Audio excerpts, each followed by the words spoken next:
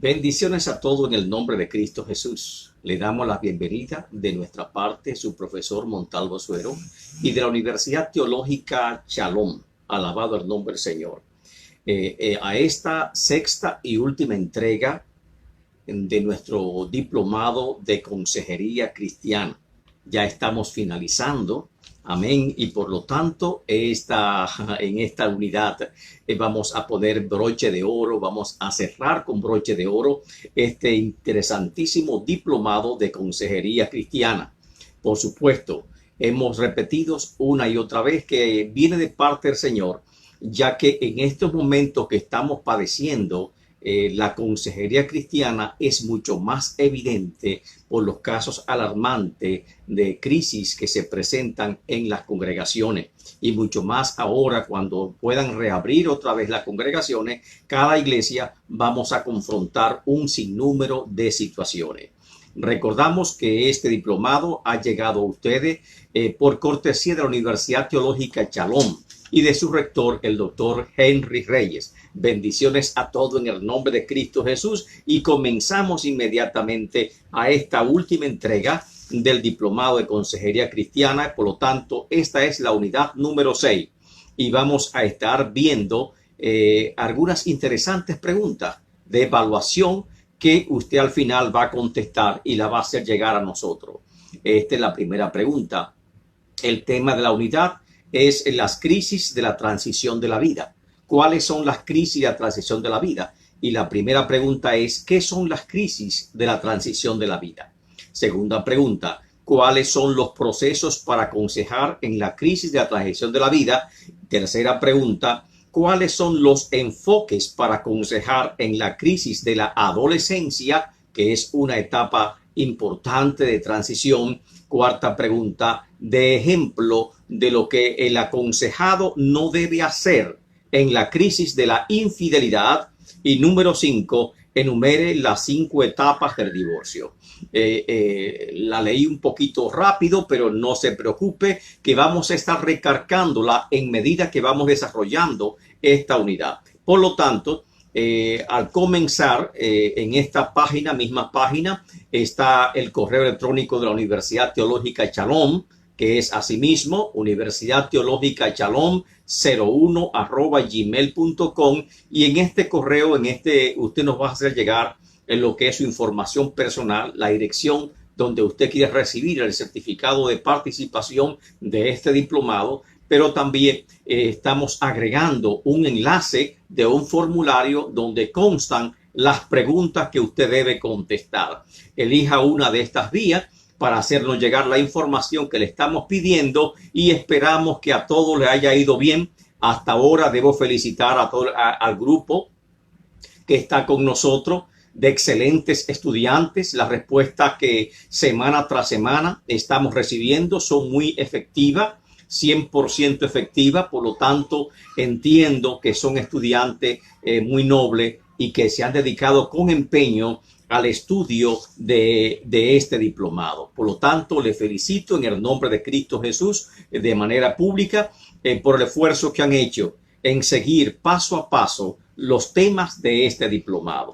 En el número 6, ¿qué hacer o cómo aconsejar en la crisis de la transición de la vida? Hablando de esta crisis, lo primero que tenemos que enfatizar es a qué llamamos crisis de la transición de la vida. En la primera unidad hablamos que existen etapas del desarrollo biológico que todo ser humano atraviesa, y que nosotros por lo tanto tenemos como un reloj biológico interno, y que esas etapas evolutivas que abarca la psicología evolutiva o la psicología del desarrollo, todos tenemos que atravesar por una de estas etapas. En una lección anterior también les estuvimos comentando acerca de crisis que son predecibles, y precisamente las crisis que son predecibles son aquellas que ocurren en las diferentes etapas de transición de la vida, y es el enfoque de esta unidad en general.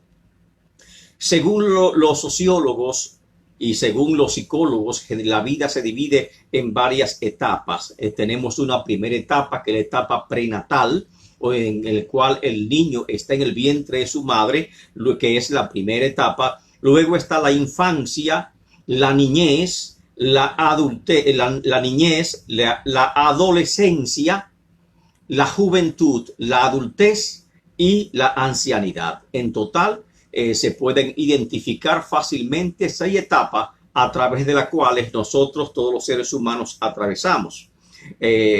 Son etapas continuas de transición y cada transición conlleva cambios, tiene elementos de riesgo y es una etapa de inseguridad, de vulnerabilidad especial que puede producir, de hecho, de sí, ya la etapa, la transición conlleva consigo un potencial elemento de crisis. En la primera unidad hablamos de estas etapas. Ahora tenemos necesidad de plantear, de nosotros adelantarnos a la llegada de estas etapas, adelantarnos a ese reloj biológico y planificar cómo nosotros vamos a estar preparados cuando vengan estas etapas a nuestra vida. Ver la vida como proceso biológico, como proceso psicológico, nos ayuda porque estos procesos nos afectan no solamente a nosotros como personas, sino que afectan a nuestros hijos, afectan a la familia y sobre todo afectan al matrimonio. Identificar la llegada de estas etapas nos ayuda también a identificar los problemas que podemos confrontar y también nos ayudan a fijar nuestra posición por adelantado en cada una de estas etapas. Este proceso, por ejemplo, en la etapa de la vida adulta, tenemos algunos procesos que son comunes en la vida adulta. ¿Cuáles son?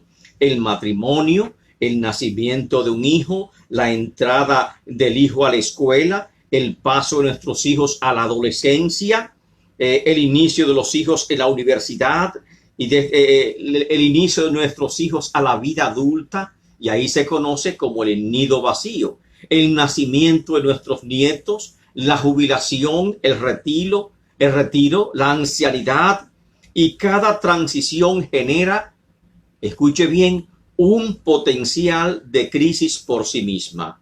Y este potencial de crisis, esta crisis que se presenta en cada transición es enorme y ocurre sin que nada extraordinario acontezca.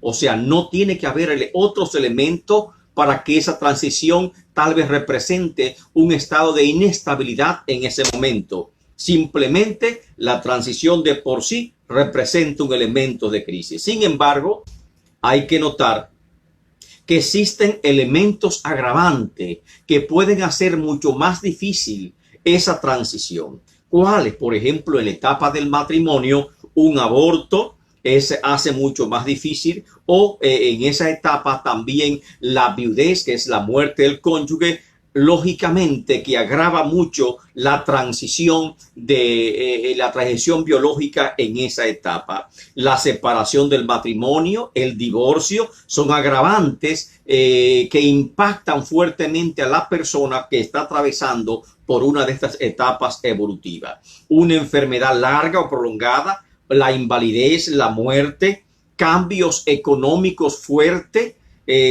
como también alguna catástrofe que signifique para el hogar, para la familia, y trastornos masivos de la vida familiar. Esto lógicamente que dificultan grandemente la transición en una de estas etapas. Pero obsérvese que esta transición viene de forma gradual y nos preparan para nosotros afrontar psicológicamente con más madurez y tener mayor probabilidad de seguir adelante a la etapa que sigue. Y por lo tanto es importante que el consejero conozca de estas etapas y conozca también cómo aconsejar en las etapas de transición de la vida, o sea que son crisis que son totalmente predecibles. Conocer estos periodos de cambio nos ayuda a reestructurar nuestro papel en la vida y a desarrollar planes por adelantado para este cambio. significa adaptarnos a nuestra realidad, a nuevas realidades, conlleva esfuerzo, conlleva sacrificios. También existen muchas presiones, mucha tensión, ya sea, por ejemplo, dejar las viejas pautas que teníamos, desarrollar nuevas pautas o nuevas estrategias, establecer estrategias distintas, establecer planes emergentes, establecer, proveer nuestras crisis, confrontar el proceso lo más posible es lo aconsejado. Entonces, cuando llegue ese cambio, nosotros vamos a sentir la satisfacción de que hemos logrado nuestro cometido, y ese proceso de cambio no va a impactar negativamente a nuestra vida, sino que saldremos fortalecidos, saldremos crecidos como persona, y esto es precisamente lo que todos estamos buscando.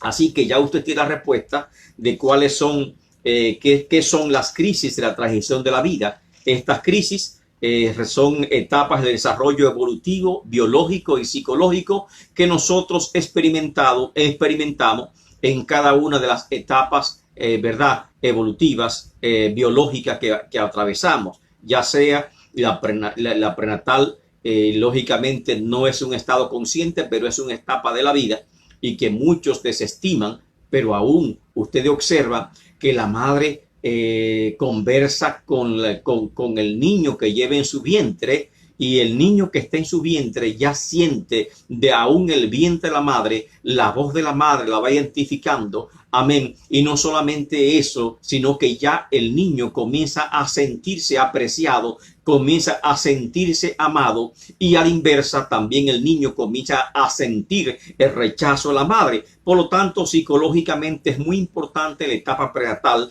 aunque no lo veamos de esa forma. La infantil y la niñez, que para Freud, amén, es determinante en el desarrollo evolutivo de todo ser humano, porque ahí se sientan las bases, y los traumas de la infancia y la niñez se trasladan a la vida adulta si no son satisfechos, al igual lo plantea el psicólogo Erik Erikson en su teoría del desarrollo psicológico del ser humano. La adolescencia, la juventud, la adultez y la ancianidad, que representan todas retos especiales y significativos. En cada persona, amén, afronta esa etapa de forma diferente, y por lo tanto cada persona tiene sus potencialidades, cada persona, cada ser humano tiene sus recursos, sus fortalezas y sus debilidades. Y nosotros, cuando hacemos los planes para afrontar las etapas evolutivas, las etapas del desarrollo de la vida o transición de la vida, tenemos que contar esos elementos. Hace falta una preparación, hace falta una previsión que nos facilite adaptarnos a esa transición de la vida. Por ejemplo, el matrimonio, muchos lo celebramos, amén, nos regocijamos con la noticia de una boda, pero es una transición. Estamos tal vez acostumbrados a una relación de novio, pero tan pronto ya está la pareja junta en un mismo hogar, ya la transición comienza a verse de inmediato. Y por lo tanto ya representa una crisis de dos personas completamente distintas, con algunas afinidades, conviviendo juntos en un mismo hogar. No es lo mismo que cuando eran novios. Ahí están las expectativas de la esposa, las expectativas del esposo. Cada quien viene con su propia idea de lo que es el matrimonio, y esa idea tal vez la traen de contextos distintos, porque uno es el contexto del esposo que convivió con su padre en su familia, y otro es el contexto de la mujer. Amén. Y por lo tanto, el ajuste de esta vida matrimonial significa un momento de crisis que tenemos que estar preparados. ¿Cómo nos preparamos a esa transición de la vida de soltero a casado? ¿Cómo se prepara el ser humano? Ahí está la consejería prematrimonial. Ahí también tenemos el noviazgo, que un noviazgo serio y responsable nos ayudaría a confrontar, nos ayudaría a prepararnos adecuadamente en lo que es el paso de la etapa de soltero a la etapa de casado.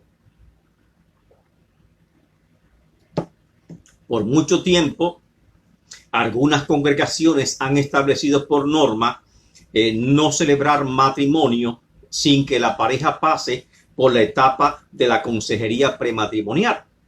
Y creo que es oportuno, ante la grave crisis matrimonial que hay en la sociedad, que nosotros como iglesia establezcamos esa norma a lo interno a fin de orientar a las parejas jóvenes que van a contraer matrimonio, a fin de que estén más preparados para confrontar las vicisitudes o la crisis, amén, que pueda significar en su vida el matrimonio. Y mucho más, viendo los índices alarmantes de divorcios que ocurren en el primer año, con más razón, nosotros entendemos que la crisis del matrimonio es algo seria que tenemos que considerar y tenemos que, por lo tanto, que tomar medidas para ayudar a nuestra juventud, a nuestros hermanos en la fe, para poder avanzar hacia otra etapa de la vida. Otro ejemplo de crisis de la transición de la vida es la etapa del nido vacío, por así citarla. Es decir, cuando nuestros hijos ya se hacen adultos y nuestros hijos deciden, por lo tanto, independizarse de nosotros los padres y deciden formar nuevos matrimonios, de tal forma que aunque la psicología nos dice que afecta más a la madre que al padre, tenemos que decir que ambos son igualmente afectados. Muchas madres tienen que hacerse frente, no tienen con qué hacer frente a estos desajustes emocionales, porque la parte emocional es una de las partes muy peligrosas. Por lo tanto, ¿qué tenemos que hacer? ¿Qué tenemos que aconsejar?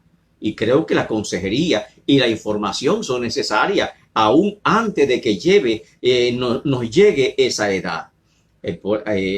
Debemos que ya, por lo tanto, vamos a contar con más tiempo para nosotros. Y tenemos ahora que hablar de nuevos hobbies, hablar de planes emergentes, nuevas amistades. Algunos prefieren tener mascota para llenar ese hueco, ese que deja el nido vacío. Algunas damas comienzan a criar mascota, otras comienzan a realizar los sueños que habían parado por motivo del matrimonio, la crianza de los hijos, que es bastante agobiante, que nunca termina. Nace el niño, comienzan las preocupaciones, comienza la atención al niño, ya va por la infancia, va por la niñez, comienza la etapa escolar, los llevamos a la universidad y por fin, ahora si vamos a descansar, si vamos a tener un reposo, pero no sabemos qué hacer con ese tiempo que nos queda libre y esa dependencia, ese vínculo emocional que como seres humanos hemos formado con nuestros hijos, que tan pronto se marcha del hogar, nos deja un vacío emocional, no solamente su habitación que va a estar vacía, sino también psicológicamente, emocionalmente, deja un vacío más en la madre que en el padre. ¿Qué hacer? Hay medidas que podemos tomar. Vamos a volver atrás a esos planes, a esos proyectos que tal vez tú dejaste atrás, los sacrificaste por amor a tus hijos. Ahora tiene oportunidad. Ahora, esas dificultades que habían antes en el matrimonio, ahora tienes la oportunidad de fortalecer los vínculos del matrimonio. Tienes la oportunidad de viajar. Tienes la oportunidad de realizar otros proyectos en la obra de Dios, ser misionera, ser pastor, porque ahora tienes más libertad. Amén. Puedes estudiar también cualquier vocación o dedicarte a cualquier vocación que tú hayas sentido en el pasado, porque ellos se han casado, ellos se han ido al hogar, pero tú no eres una mujer anciana ni está inválida. Por lo tanto, debes continuar tu vida, rehacer tu vida, ajustarte a tu vida y seguir en adelante en el nombre del Señor Jesucristo. Y eso tenemos que hacer con el nido vacío. Tenemos que hacer planes emergentes. Amén. No es que estamos deseando que nuestros hijos se marchen, no, sino que simplemente hacemos previsión para cuando llegue ese momento, que aunque usted se cree fuerte, se cree robusto, que lo puede resistir, cuando llegue ese momento, ciertamente va a sentir lo que significa el nido vacío. Esas limitantes, Amén. Ahora tú la vas a llenar con posibilidades. No veas limitantes, sino ve posibilidades y de crecimiento personal, posibilidades de maduración, de matrimonial, posibilidades de tú hacer aquellas cosas que antes no podías realizar, que son positivas para tu vida. Cada etapa no sucede exactamente en el tiempo previsto. A uno le puede llegar más temprano y a otro puede llegar más tardío, porque no llegan justamente a su tiempo. Pueden variar de una persona a otra de acuerdo a las circunstancias. No obstante, decimos que son crisis predecibles porque ciertamente llegará en un término del tiempo que ya está fijado. Una etapa de transición de la vida tiene mayor potencial de crisis cuando hay insatisfacción, hay desencanto. Entonces, lógicamente que el potencial de crisis es mayor. En el matrimonio no hay tanto potencial de crisis como en la jubilación. El matrimonio es un evento de alegría, de fiesta. La jubilación es un momento triste y por lo tanto hay más potencial de crisis en la jubilación que en el matrimonio. De esta forma, cada etapa puede afectar nuestro pasado y nuestro futuro. No podemos planear el retiro. Sí podemos hacerlo. Amén. Podemos. Por lo tanto, estamos llamados a planear nuestro retiro. ¿Qué vamos a hacer con ese retiro? Hay planes. Usted puede tener un plan B, un plan A también para el retiro. Y debe que implica discutir, analizar tantas opciones o tantas posibilidades como sea posible. Creo que en la cultura americana las cosas son un poco diferentes, porque desde temprano el ser humano, especialmente el hombre, comienza a planificar su retiro laboral, y comenzamos a ver de cuál será la forma de nuestro sustento cuando llegue la edad de retiro y que no afecte negativamente en lo económico a lo que es nuestro estatus o nuestra condición. Por lo tanto, hay que planificar la jubilación, así como planificamos también un matrimonio, debe ser planificado. Debemos prepararnos para estos sucesos, amén, y también para sucesos imprevistos que puedan presentarse en nuestras vidas por varias razones. Primero, muchas veces hay sucesos que ocurren demasiado pronto o demasiado tarde. Por ejemplo, muy pronto, si un hijo suyo se casa a los 16 o 18 años, es demasiado pronto. Pero también si se casa a los 37 o a los 40 años, es demasiado tarde. Y por lo tanto, ahí hay un imprevisto en esos planes que nosotros también hacemos para las crisis que son de la transición de la vida.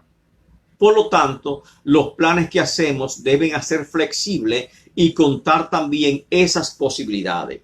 ¿Qué ocurre, por ejemplo, cuando de forma inesperada se adelanta esos planes?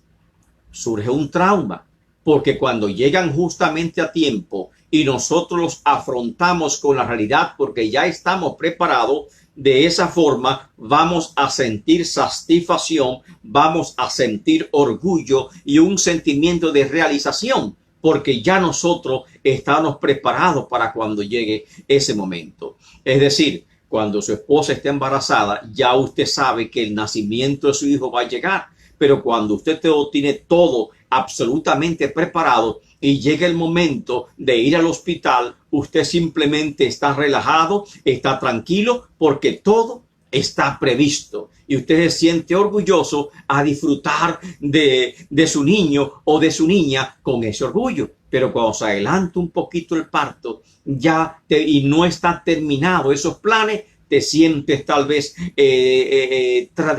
insatisfecho, es la palabra, porque no cumpliste a la cabalidad ese objetivo, se adelantó ese acontecimiento que habíamos previsto.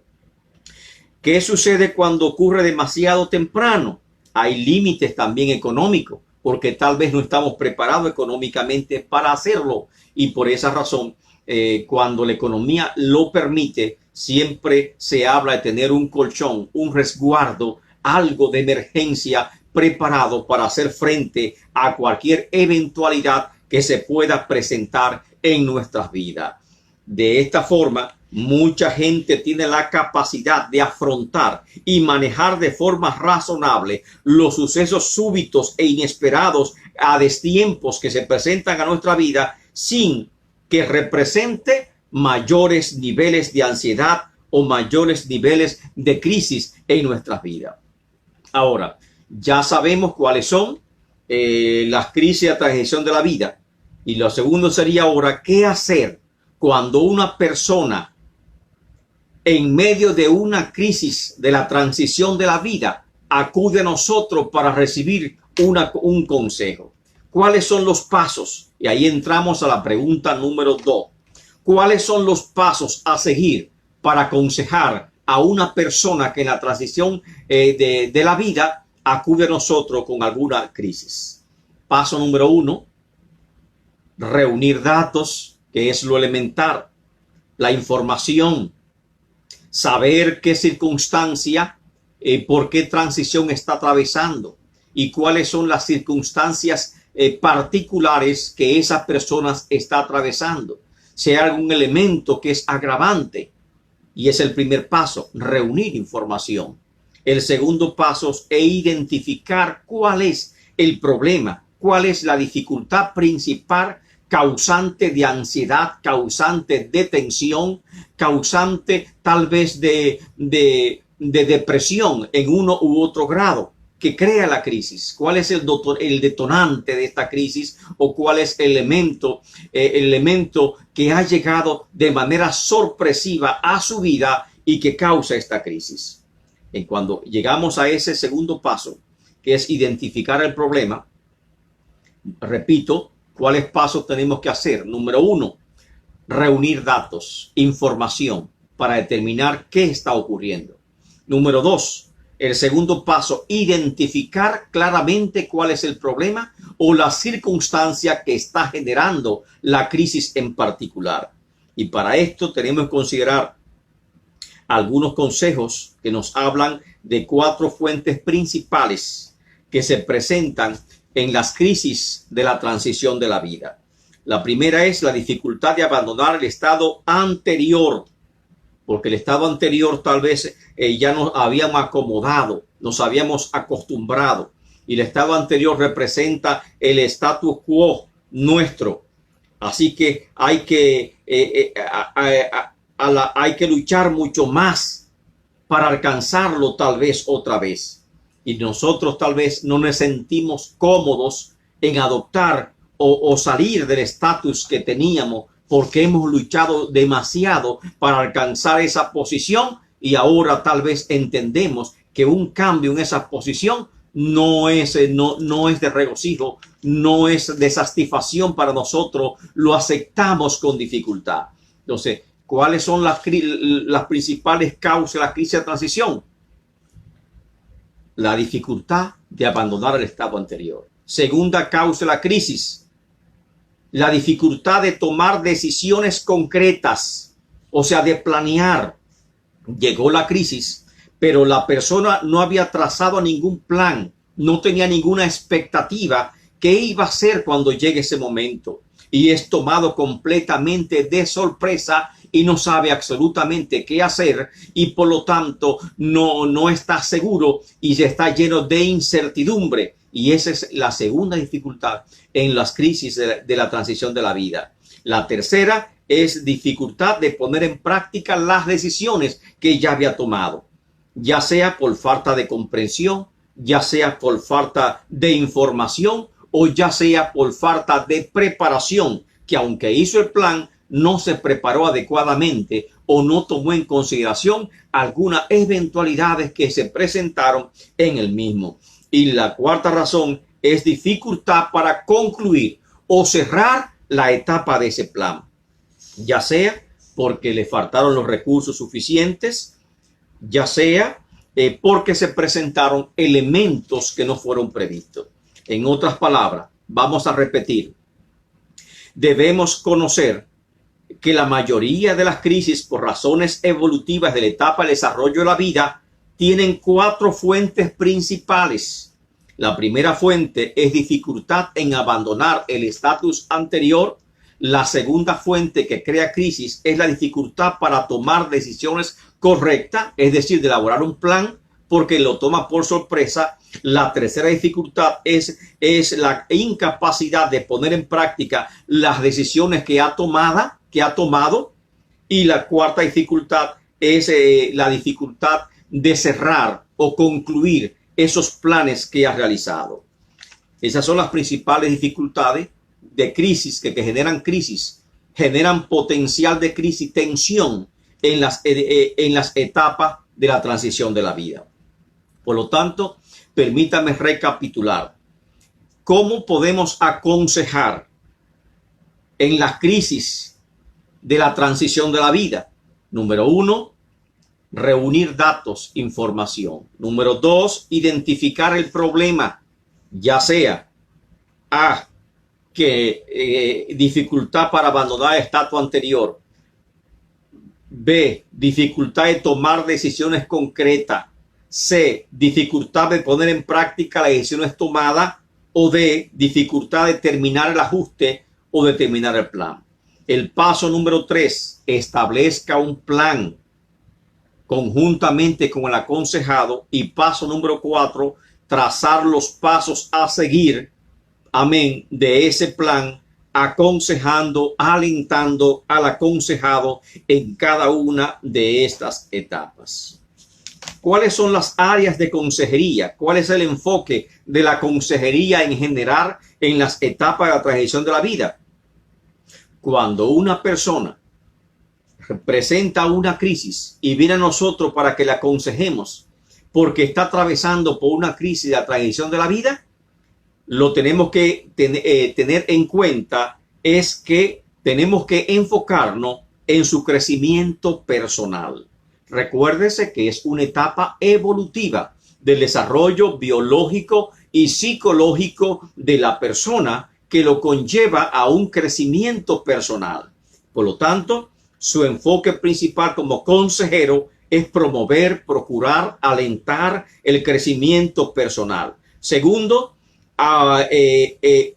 enfocarse en la autoestima o en la valía personal, porque cada crisis conlleva depresión, conlleva infelicidad, conlleva angustia, conlleva ansiedad, estrés, y por lo tanto nosotros alentando a las personas, animando a las personas en el curso de la consejería, lógicamente que vamos a fortalecer aquella valoración personal y va a tener los recursos suficientes para hacerle frente a esas crisis y por lo tanto eliminar los niveles de estrés, eliminar los sentimientos de incapacidad, de pérdida, de inseguridad, eliminar los sentimientos de vacío, eliminar los sentimientos de frustración, de ira, etcétera. Y eso se va a hacer cuando comencemos a darle ánimo a las personas. Y el tercer enfoque que tenemos que hacer es de ayudarle a adaptarse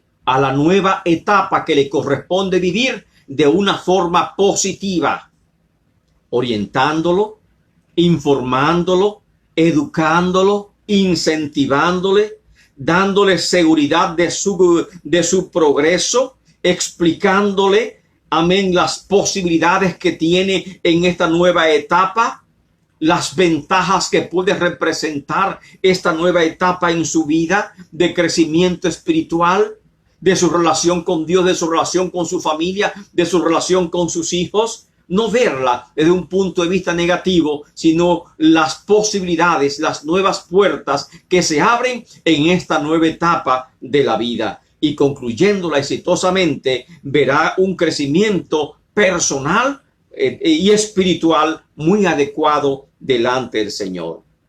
Ayudarle a ver sus fortalezas, la forma en que ha enfrentado otros desafíos en el pasado, que él no está o ella no es tan débil como tal vez lo había proyectado, sino que lo ha hecho correctamente en el pasado y por lo tanto tiene la capacidad de hacerlo ante esta crisis, que no quedará vencido, sino que vencerá.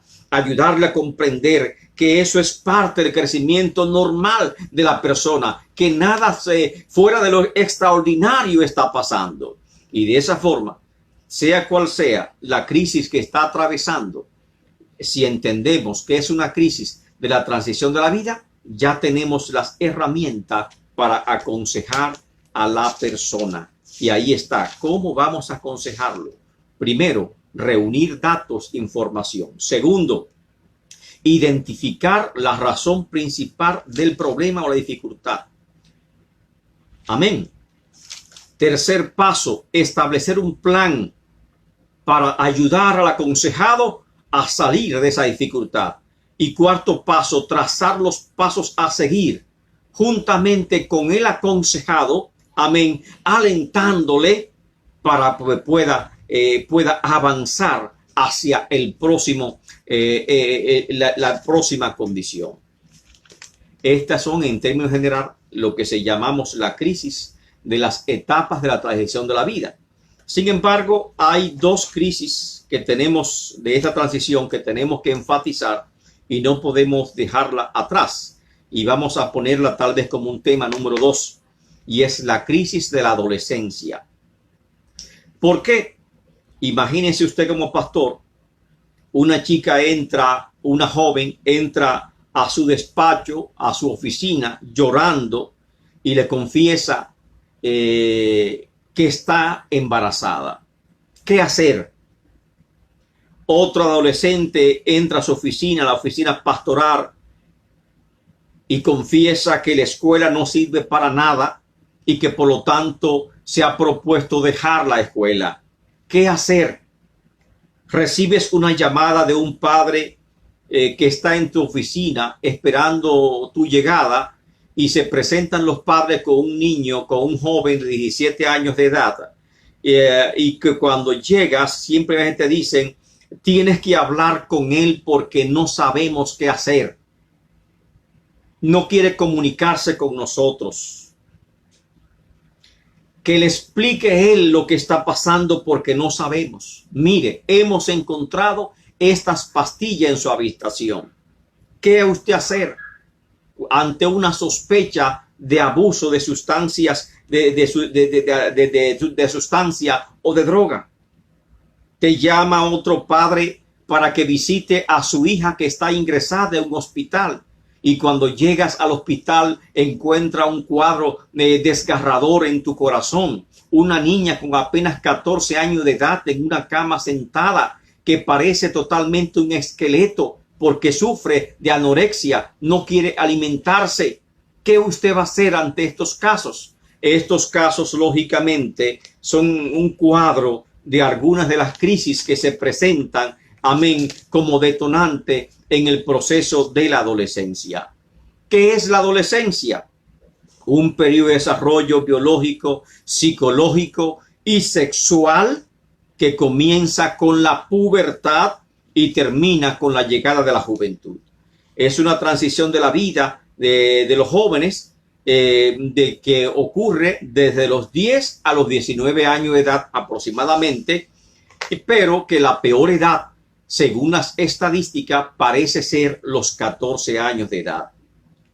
Está marcada por grandes cambios físicos, grandes cambios psicológicos, emocionales y sociales. Dijimos, amén, que esa es la adolescencia. Muchos confunden la adolescencia con la pubertad. No es lo mismo. La pubertad es la maduración sexual. Es cuando se desarrollan los caracteres sexuales secundarios y se alcanza la capacidad de reproducción.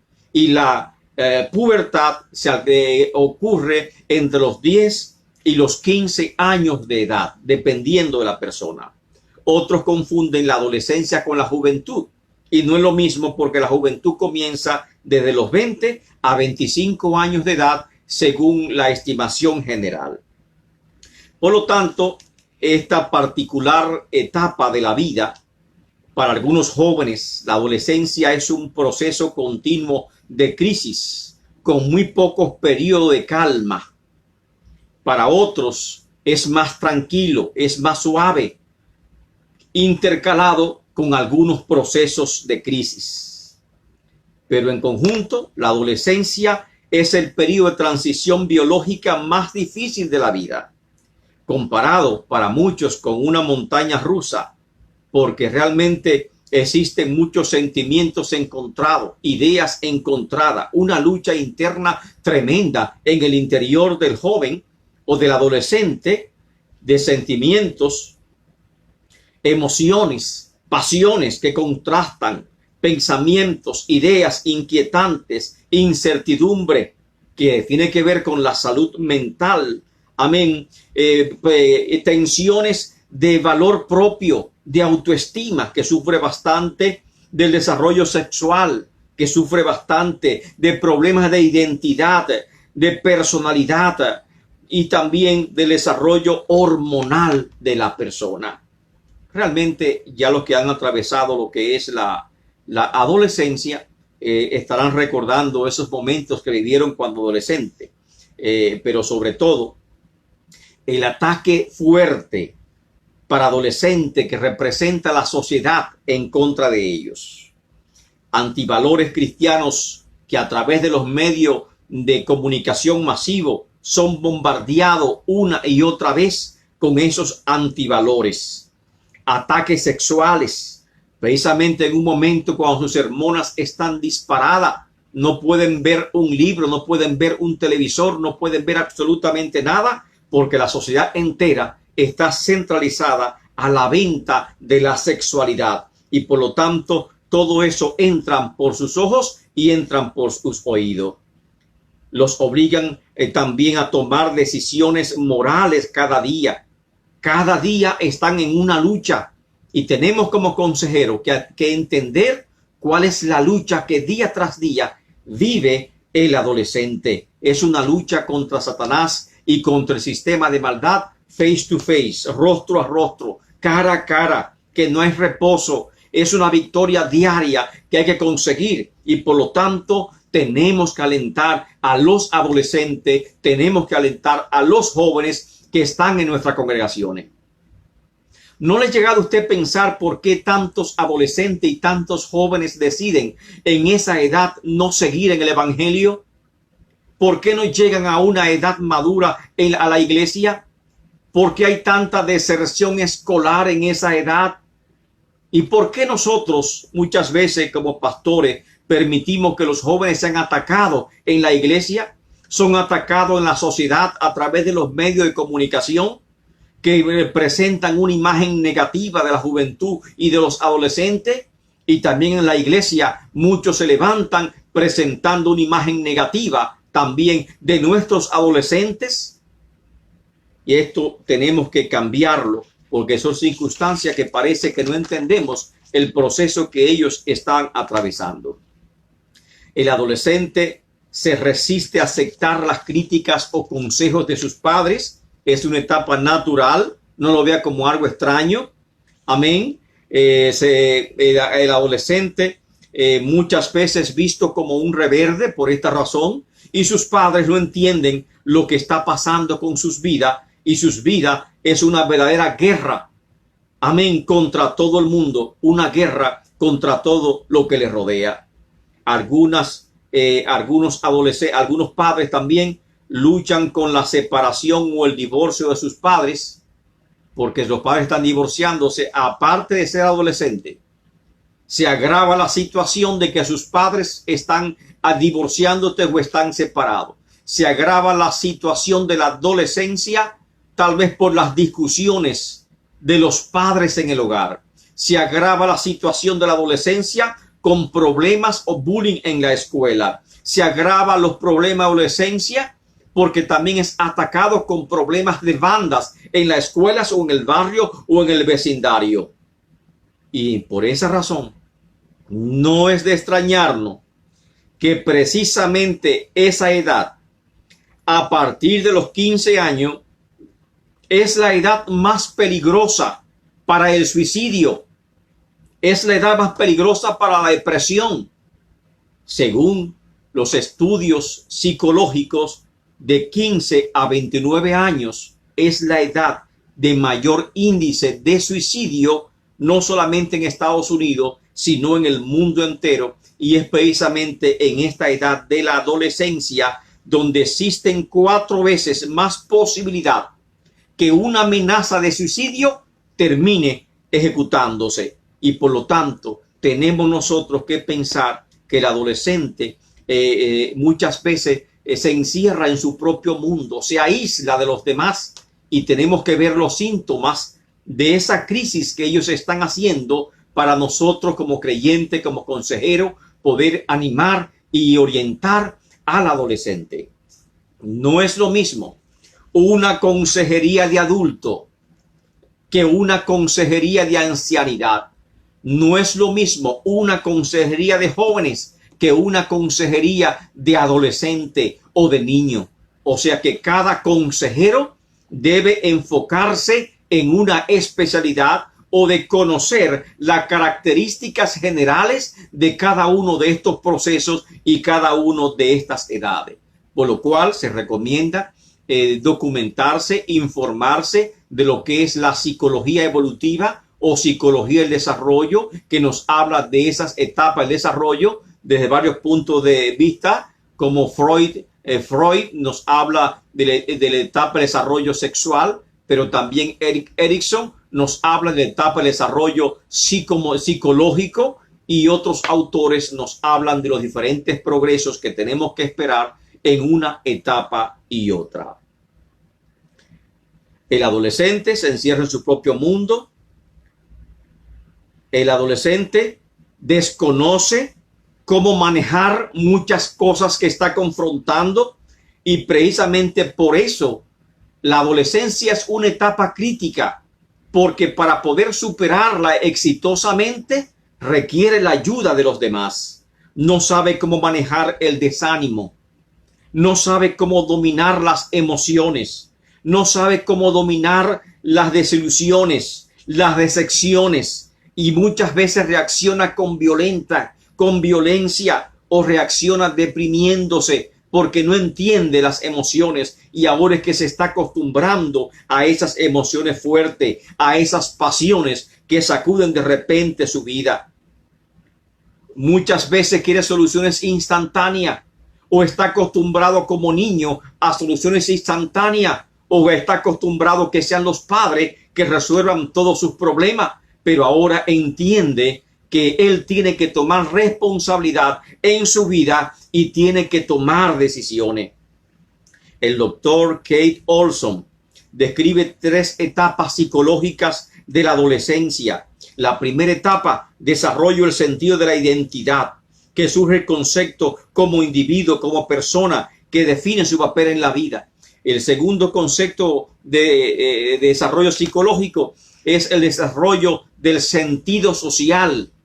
Era niño, pero ahora como adolescente entiende que debe desarrollar interacción con otros grupos, con otras personas, no solamente sus padres. Ahora el círculo de amigos comienza a ampliarse, y tal vez comienza la atracción con las personas del sexo opuesto, y por lo tanto se desarrolla el sentido social. Y número 3, se desarrolla el sentido de la responsabilidad.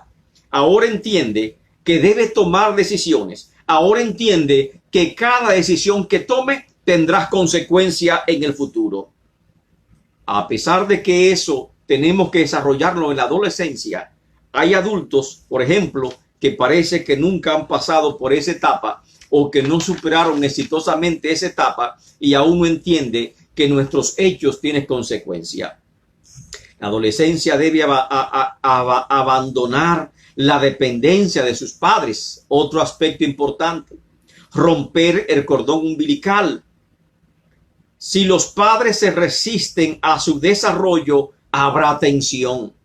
Es natural que el adolescente esté procurando independizarse de los padres, ya sea emocional, económica o físicamente, que busquen menos a los padres, Y nosotros no podemos sentirnos rechazados como padres, sino que tenemos que ayudarlo, apoyarle en esas decisiones que toma, porque es parte del proceso evolutivo que él está desarrollando. ¿Cómo aconsejar? Entrando en concreto, ¿cómo aconsejar a los adolescentes si sufren depresión? Ya usted vio en la unidad número 4 cuando hablamos de la depresión. ¿Cómo se aconseja en la crisis de la depresión? ¿Cómo aconsejar a los adolescentes que sufren pérdida o muerte o un divorcio de sus padres? Ya usted vio la unidad número 5, que la unidad número 5 habla de la crisis de la muerte, de la crisis o duelo de pérdida. Y eso lo vimos en la unidad número 5. Y recuerde la unidad número 2, porque esta última unidad, el número 6, es un recuento de todo lo que usted ha aprendido en el pasado. Ahora tenemos que ponerlo en práctica. Y los procesos de aconsejar, usted ha ido observando que casi siempre son los mismos pasos que se van repitiendo. Y por lo tanto ya tenemos que estar acostumbrados a cada uno de estos procesos. ¿Cuáles son?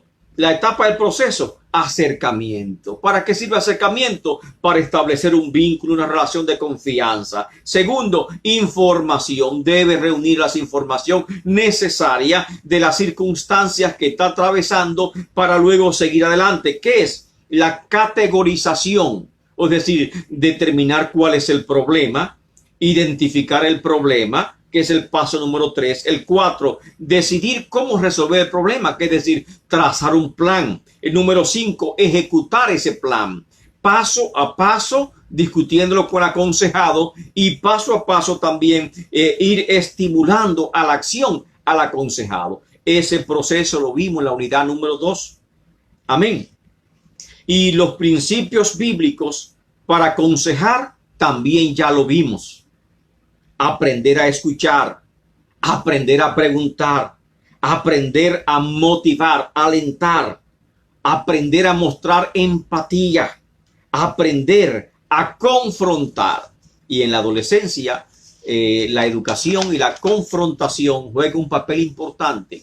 Pero recuérdese la regla de la confrontación. Nunca confronte si antes no te ha ganado la confianza y ha creado el ambiente y ha desarrollado fuertes vínculos entre el consejero y el aconsejado. Ahora, pregunta número 3. ¿Cuáles son los enfoques para aconsejar en la crisis de la adolescencia? ¿Qué tenemos que tener en cuenta? ¿Qué debemos tener presente para aconsejar en la crisis de la adolescencia? Primer enfoque es considerar la crisis de la identidad. El adolescente, ese periodo representa una crisis de identidad y por lo tanto cuando aconsejamos tenemos que reafirmar la identidad del adolescente. Búsqueda de valores, de principio, de ideales, un afianzamiento del yo, de su personalidad, y esto se logra con consejería, con educación, con guianza, con orientación. Pero por lo tanto, ¿cuál es el propósito ulterior cuando aconsejo a una persona, a un joven en la crisis de la adolescencia? Reafirmar su identidad. Ese es número 1. Número 2, reafirmar su autoestima o valoración personal. Ese es el segundo propósito. Siempre sufren depresión, siempre están tristes, generalmente muchas veces están muy alegres, pero parecen, aunque no lo son, parecen como si fuesen bipolares porque tienen momentos de mucha alegría y luego momentos de tristeza, y es natural, no es que están enfermos, sino que es una condición natural porque es como una montaña rusa, no saben controlar sus emociones y por lo tanto reaccionan de forma diversa. Y por esa razón tenemos que hacer ese segundo enfoque. Amén. Ese segundo enfoque es reafirmar su valoración personal. Escríbalo así mismo, reafirmar su valoración personal. Cuarto enfoque, reafirmar su conducta social. porque no saben cómo relacionarse, no comprenden las reglas de sociabilización, las reglas de interacción, y en este paso requiere mucha educación, mucha cultura. La familia juega un papel importante, la paciencia juega un papel importante, pero cuando nosotros aconsejamos a un adolescente, tenemos que tener pendiente que tenemos que reafirmar su conducta social o su relación social. Cuarto, tenemos que reafirmar su maduración emocional. Maduración emocional. Sus emociones. Necesitan aprender cómo lidiar con las emociones, cómo lidiar con los sentimientos, cómo lidiar con la pasión. Y tenemos que ayudarlos paso a paso para que puedan lidiar con estas cosas. Necesitan ellos una maduración emocional, alcanzar ese nivel de maduración personal, aprender a dominar el desánimo, aprender a dominar la desilusión, la depresión, a dominar la ira, a dominar tal vez esos sentimientos que llegan de golpe a su vida, a cómo actuar, cómo reaccionar ante ello. Necesitan, por lo tanto, aprender a dominar sus hormonas e instintos sexuales adecuadamente. Y ese es otro enfoque que tenemos que tener pendiente con los adolescentes. Y quinto enfoque es reafirmar su responsabilidad. Y son las 5 áreas en las cuales hay que trabajar con los adolescentes. Deben aprender a tomar decisiones inteligentes y deben aprender a valorar que cada decisión tiene sus propias consecuencias. Repetimos la pregunta número 3. ¿Cuáles son los enfoques para aconsejar en la crisis de la adolescencia? Y la palabra clave es reafirmar. Número 1, reafirmar la identidad. Número 2, reafirmar su conducta social. Número 3, reafirmar su autoestima o valoración personal. Número 4, reafirmar su emotividad para aprender a dominar sus emociones. Número 5, reafirmar su responsabilidad, que cada decisión que tome tendrá sus propias consecuencias. Esta es la segundo tema y fue la crisis de la adolescencia. Y como, amén, esta es la última unidad, debo aprovecharme el tiempo lo máximo posible. Si se me pasa un poquito el tiempo, por favor, discúlpeme. Quiero hablar de la crisis otra crisis de la edad madura. Y esta crisis de edad madura o de la adultez o la crisis del matrimonio específicamente, está la crisis de la infidelidad. ¿Cómo aconsejar? Perdón.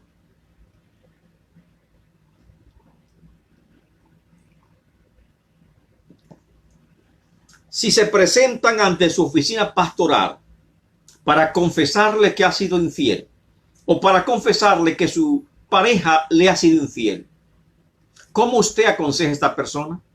Tal vez usted diría, no, pero eso no se da en la iglesia. En todas partes se da. La infidelidad es muy común en este tiempo.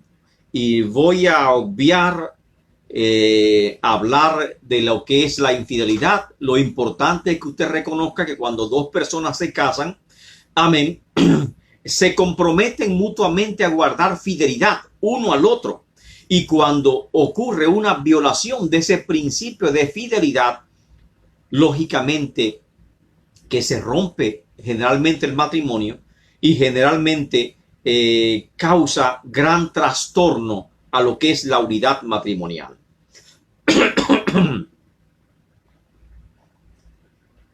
Una relación extramatrimonial rompe la confianza, rompe la seguridad, rompe la estabilidad del matrimonio. Hay sentimientos encontrados, sentimientos de rechazo, sentimientos de odio, sentimientos de ira, sentimientos de venganza. Y muchas veces o nadie está preparado para confrontar una eventualidad como esta, porque nadie que se casa tiene este pensamiento en la mente. Por lo tanto, cuando aconsejas en casos de infidelidad a la víctima, vas a tener que enfocarte a cómo, al proceso de pérdida o duelo que pasa por diferentes etapas. El proceso de pérdida o duelo, usted recuerda, la primera es negación, segunda etapa ira, enojo, tercera etapa negociación, que es evaluar, enjuiciar qué hice mal o qué pude haber hecho mejor.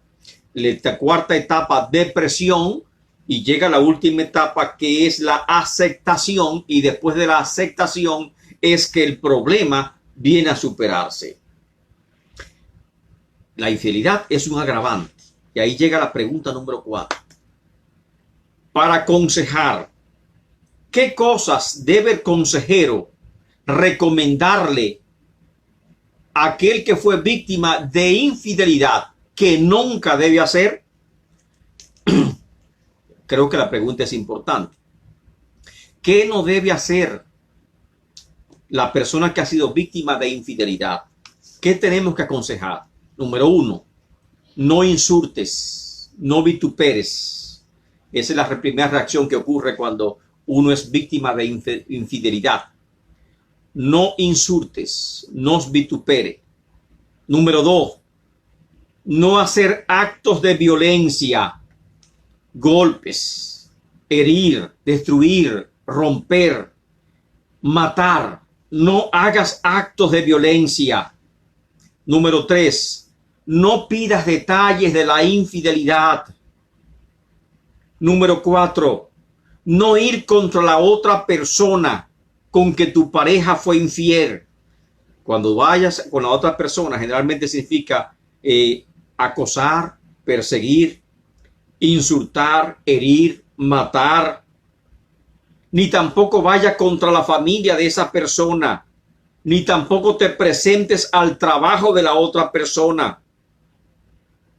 No poner letreros insultantes en su auto, no rayar el auto o su propiedad, no poner letreros insultantes en su casa, no tirar piedra a su casa. Son cosas, amén, que generalmente hay personas que hacen. No hagas ningún acto de violencia ni contra la persona que fue infiel, ni contra de la persona con que también cometió el hecho.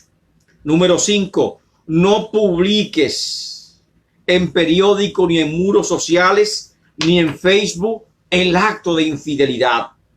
Eso te perjudica a ti, perjudica a tu familia. No solamente va contra la persona que fue infiel, sino que lamentablemente es una mancha que abarca todo. No publiques ese acto. No te precipites a dar publicidad, ya sea para difamarlo, para dañar su imagen, para vengarte. No los riegues en la familia, en los amigos, no los riegue. Lo primero que tienen que hacer es tomar control. Número 6, no investigues con sus amigos o tus amigos quién lo sabía, buscando culpable. Y número 7, si tienes hijo, no involucres a tus hijos en esa crisis de infidelidad. No lo hagas. Son cosas, hablamos de 7 cosas que debes aconsejar que no se debe hacer. En la consejería debemos ayudar al aconsejado a recuperar su equilibrio interno, a una sanación interior. En esos pasos tenemos que procurar trazar un plan enfocado en 2 aspectos distintos. Primer aspecto, la sanidad interior. Esa sanidad interior lo va a librar de dolor, de molestias, a reducir los niveles de estrés, los niveles emocionales altos. Lo va a reducir en la medida que logre una sanidad interior. Y para que logre la sanidad interior, y llegamos al segundo objetivo, que es el perdón. Y el perdón, desde un punto de vista bíblico, no implica aceptación del hecho. No implica la falta de sanción o disciplina contra la persona agresora. Es superación del deseo de venganza. Es superación de ira, de rencor, de enojo. O sea, el perdón de un punto de vista bíblico no ha pasado nada. Eso no es el perdón. Por lo tanto, En ese plan me voy a enfocar en la sanidad interior de la persona que ha sido herida y me voy a enfocar en el perdón como proceso espiritual interior de la persona que ha recibido esa herida. Debo darle seguimiento a ese plan y estimular a la acción, porque una persona que ha sufrido infidelidad, igual que el divorcio, son cosas que realmente son crisis que nunca terminan. Recomendaciones. Una infidelidad generalmente comporta una ruptura del matrimonio, rompe la confianza y generalmente termina en divorcio. En muchos es mucho más común de lo que nosotros pensamos. Y para superar el trauma de la infidelidad se requiere la consejería cristiana y muchas veces es necesario recomendar terapias. Y por lo tanto, el consejero, este es el consejo, primer consejo del consejero, debe recomendar terapia de la pareja, del matrimonio. Y también debe recomendar un tiempo prudente de separación. Usted diría, pero no es cristiano. Yo creo que no es cristiano. Después que una persona fue infiel, usted siga viviendo con esa persona como que no ha ocurrido absolutamente nada. No es cristiano.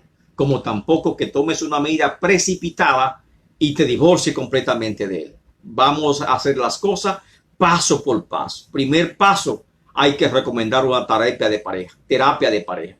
Segundo paso, un tiempo de separación. Hay dos posibles resultados, dos posibles cursos de acción, divorcio o reconciliación, pero en ese momento no lo sabemos. Por lo tanto, requerimos terapia de pareja y requerimos también de un tiempo de separación. El consejero debe orientar a no tomar ninguna medida precipitada antes de que la persona recobre su equilibrio interior, su paz interior y su sanidad interior. Por lo tanto, no se recomienda ni divorcio ni reconciliación de inmediato. No se recomienda ninguna de las dos cosas de inmediato. Hay una herida profunda, esa herida debe sanarse y luego debe curarse la herida, o sea, cicatrizar la herida.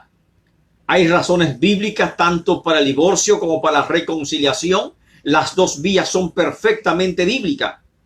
Si la perdonas precipitadamente, el cónyuge podrá pensar que sus acciones no tienen consecuencia y por lo tanto podrá continuar con su infidelidad o podrá continuar con su aventura con la otra persona con la cual ha sido infiel. Y por esa razón es que se recomienda la separación y la terapia de pareja. Si rompes precipitadamente con el divorcio sin analizar qué significa el divorcio, que es una medida extrema y permanente, entonces puedes haber tomado una decisión equivocada de un matrimonio que pudo haberse salvado. Así que durante la separación, ¿por qué la separación? Durante la separación se va a determinar cuál es el curso de la acción que se va a continuar. Durante la separación y la terapia de pareja se va a determinar qué se va a realizar. En este tiempo deberá cumplirse con todos los compromisos normales, ya sea la mujer y el hombre. No podrá obviar ninguna de sus obligaciones normales. Debe luchar para ganarse la confianza nuevamente, para restaurar el amor que se ha perdido, para ganarse el amor de la otra persona. Y si la pareja no acepta la separación y se marcha, no hay que discutir. Usted no habrá puesto fin a su matrimonio ni tampoco tiene la responsabilidad. Lo que usted no debe hacer es aceptarlo a pesar de que fue infiel con usted. Eso no se debe hacer, sino que por lo tanto se recomiendan estas medidas en caso de esta falta, de este ataque a la relación matrimonial. Y por último está la crisis de divorcios, que le llaman la crisis que nunca termina. El divorcio es una crisis que afecta a la pareja, a los hijos y también a todos los parientes en general. Afecta su trabajo, afecta a los socios comerciales, afecta a la iglesia y afecta al ministerio. No hay una parte de tu vida que no sea afectada con el divorcio. Y el divorcio no es algo temporal, es definitivo. Y por lo tanto hay que sopesarlo bastante bien antes de tomar una decisión como esta. Es una experiencia amarga que crea angustia, estrés, malestar profundo, larga y continua que puede marcarte para toda la vida. Hay muchas razones para el divorcio, muchas razones legales, ya sea y sentimentales, porque uno dice, ya mi matrimonio murió. Tal vez te emocionaste con otra persona y tú crees que tu matrimonio murió, pero tienes que buscar las razones bíblicas y no adelantarte a ninguna consecuencia. Las discusiones, los pleitos, los disgustos en el matrimonio, que eso le llaman incompatibilidad de caracteres, que crean infelicidad, tensión, amargura, violencia, celo, como también incumplimiento de los deberes maritales. Todas estas cosas, aún hasta el mutuo consentimiento, es una razón legal para el divorcio. Pero el divorcio representa una crisis potencial, larga y duradera. Dentro de la crisis, el consejero lo trata como si fuese la crisis de la depresión o la crisis de pérdida o duelo, porque el divorciado pasa precisamente por las mismas etapas que ya hemos visto, las etapas de duelo, negación, amén, ira, enojo, que es la segunda etapa, ¿cuál continúa? Amén. Negociación, depresión, hasta que llega la aceptación. Y esas etapas son generales, son comunes en el divorcio. Ahora, es la pregunta número 5. ¿Cuáles son las etapas del divorcio o los estadios del divorcio? Y esta es la pregunta número 5 y última pregunta. El divorcio pasa por 5 estadios o etapas. La primera etapa se llama divorcio emocional. Por eso decimos que la crisis del divorcio es una crisis larga y permanente que muchos no atraviesan.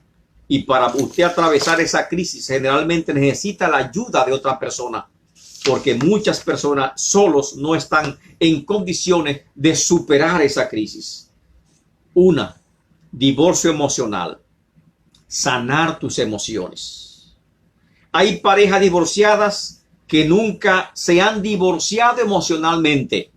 Se sienten como si estuvieran todavía casados con esa persona y lo celan, discuten, lo vigilan, porque no han sanado emocionalmente. Permanecen emocionalmente unidos como si no ha habido nunca un divorcio. Así que el primer divorcio que debe haber, amén, es la etapa del divorcio emocional. La segunda etapa es el divorcio legal. Completar las formalidades ante un tribunal para acelerar el proceso de divorcio.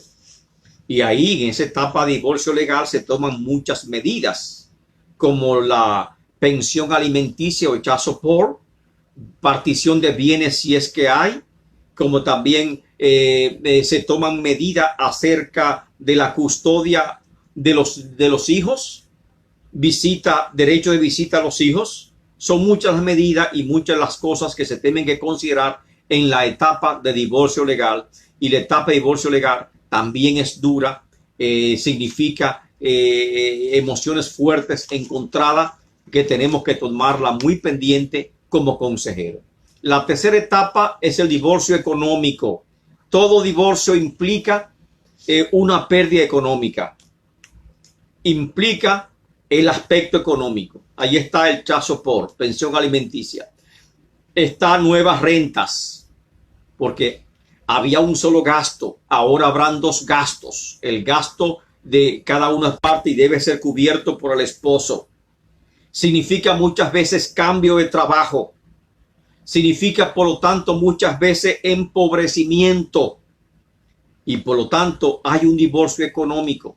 Y ese divorcio económico significa que ahora cada persona llevará el manejo y la administración de su propia economía. y que esa economía nunca será igual que la economía que tenían cuando estaban juntos y vivían como pareja o vivían como familia. Y por lo tanto, ahí está el duro golpe del divorcio económico. ¿Tiene la iglesia la forma o programa de ayudar a las mujeres que atraviesan por un proceso de divorcio, que sufre estos contundentes golpes económicos, que muchas veces no tiene absolutamente nada para comenzar de nuevo? Creo que tenemos que pensar en esa posibilidad. La cuarta etapa es el divorcio paterno. Los padres se divorcian respecto del uno del otro, pero para los hijos, los padres no están divorciados, siguen unidos, siguen casados. Y otro aspecto que puede ser es que los hijos entienden que ellos se han divorciado también. No solamente se divorciaron los cónyuges, sino que ellos se ven como divorciados. Y ahí está el problema, porque significa un trauma fuerte para los hijos. Amén. Ya sea porque ven a los padres como que no se han divorciado, o ya sea porque ellos se sientan que también se divorciaron. Entonces, por lo tanto, se llama divorcio paterno. El efecto del divorcio que causa en los hijos. Y finalmente, ahí vemos los síntomas del divorcio en los hijos: bajo rendimiento escolar, enojo, ira, problemas de conducta, violencia, trastorno del sueño, trastorno alimenticio, no querer ir a la escuela. Amén. Todo esto son síntomas de depresión en el niño que ha pasado por un proceso traumático del divorcio de sus padres. Y la quinta etapa del divorcio es el divorcio de la comunidad. Te has divorciado emocionalmente, número uno. Te has divorciado legalmente porque tiene una sentencia de divorcio de un tribunal de familia que te ha declarado divorciado, número dos. Ya te has divorciado económicamente porque han separado los bienes y cada quien lleva su propia economía, aunque los mismos se han disminuido sustancialmente y hay gran necesidad en ambas partes, porque a veces comete infidelidad, no piensa en las consecuencias, y estas son las consecuencias del divorcio. Número cuarto, la etapa del divorcio paterno, cómo está afectando el divorcio de la pareja a los hijos. Y número quinto, la etapa del divorcio en la comunidad. El divorcio representa un fuerte cambio social. Ya no tiene los mismos amigos. Los amigos de él son de él, tiene que separarte de sus amigos. Pero muchas veces te separa los amigos que están en común, de los círculos íntimos, de la escuela, de la iglesia. No pueden asistir a la misma iglesia porque no es correcto en ese momento de sanidad interior que ambos estén congregándose en la misma congregación, porque tienen que poner distancia física para poder acelerar el proceso de sanidad interior y espiritual. Trabajo, escuela, iglesia, todo tiene que ser separado. No puede ser la misma iglesia, debe separarte de los amigos de él, de los amigos que tienen en común. El tema que los amigos te van a hablar cada momento de él o de ella son cosas que agravan y que no te ayudan al proceso de sanidad interior o al divorcio emocional. Amén. Estas, por lo tanto, son las 5 preguntas finales que espero que ya hayan contestado. Y este es el tiempo de finalizar esta 6ª unidad, amén, de consejería cristiana. Alabado el nombre del Señor. Evaluación de la unidad. Repetimos la pregunta. Primera pregunta, ¿qué son las crisis de la transición de la vida? Segunda pregunta, ¿cuáles son los pasos para aconsejar en la crisis de la transición de la vida? Pregunta número 3, ¿cuáles son los enfoques para aconsejar en la crisis de la adolescencia? Pregunta número 4, de ejemplo de lo que el aconsejado nunca debe hacer en la crisis de la infidelidad. Y pregunta número 5, enumere las 5 etapas del divorcio. Amén, que ya la hemos mencionado. Por lo tanto, tan pronto tenga lista su respuesta, puede enviarla al correo de la Universidad Teológica Shalom, y exactamente así mismo, Universidad Teológica Shalom 01 @gmail.com. Amén, o ir directamente al enlace del formulario y llenar el formulario. Cualquier vía que usted elija es recibida por nosotros, y recuerde sobre todo poner su nombre con claridad, tal como usted quiere que aparezca en su certificado de participación de de este diplomado de consejería cristiana. Igualmente debe incluir con toda claridad el nombre suyo, y la dirección postal donde usted quiere recibir el certificado de participación de este curso de consejería cristiana que llega a usted por cortesía de la Universidad Teológica Shalom y del doctor Henry Reyes, magnífico rector internacional de esta universidad. Alabado el nombre del Señor. Para mí, su profesor Montalvo Suero, ha sido un placer poder analizar estos temas con ustedes. Hay muchos temas, muchos enfoques por tratar en el tema de la consejería cristiana, y por esa razón la universidad le ofrece a usted una licenciatura en teología cristiana. Si alguno de ustedes está interesado en cursar esta licenciatura, en este último formulario simplemente usted pide más información sobre la licenciatura en consejería cristiana. Si ya usted es licenciado y quiere una maestría más avanzada, le ofrecemos también la maestría en psicología cristiana, la cual tiene bastante fundamento y posibilidad aún de usted trabajar de forma circular en algunos ámbitos, amén, ya sea privado o ya sea también estatales. Igualmente, estamos a su disposición para cualquier carrera teológica que usted desee realizar con nosotros. Amén. Y con mucho gusto les vamos a recibir, porque este es su alta casa de estudio, y será un placer poder compartir con ustedes en otra oportunidad, ya sea si me toca otra oportunidad con ustedes, porque hay varios centros y varios profesores que le estarán ayudando, ya sea por el modo online, totalmente online, o por el modo semipresencial. El modo semipresencial podrá otra vez continuarse cuando sobrepasemos esta crisis en la cual estamos atravesando. Una gran bendición, un saludo muy especial en el nombre de Cristo Jesús. Amén. Y fue para mí un gran gozo y regocijo poder compartir con ustedes estas 6 unidades del curso, amén, del diplomado de consejería cristiana. Espero que haya sido grandemente de provecho para ustedes, y este curso simplemente ha sido una capacitación para aquellos consejeros cristianos locales. Amén. Pero recuerde, para usted crecer en esta área de la consejería cristiana, debe tener un diploma, un título de licenciado o bachiller en consejería cristiana, que lo estamos ofreciendo a usted, y para lo cual requiere que se ponga en contacto con nosotros, y con mucho gusto le daremos mayor información sobre esta importante licenciatura o bachelor en consejería cristiana. Bendiciones en el nombre de Cristo Jesús. Perdonen los minutos que hemos tomado de más en esta última unidad. Realmente no queríamos despedirnos, pero el tiempo llega a su fin. Un saludo de nuestra parte, de la Universidad Teológica de Shalom y de su rector, doctor Henry Reyes. Bendiciones a todos en el nombre de Cristo Jesús. Amén.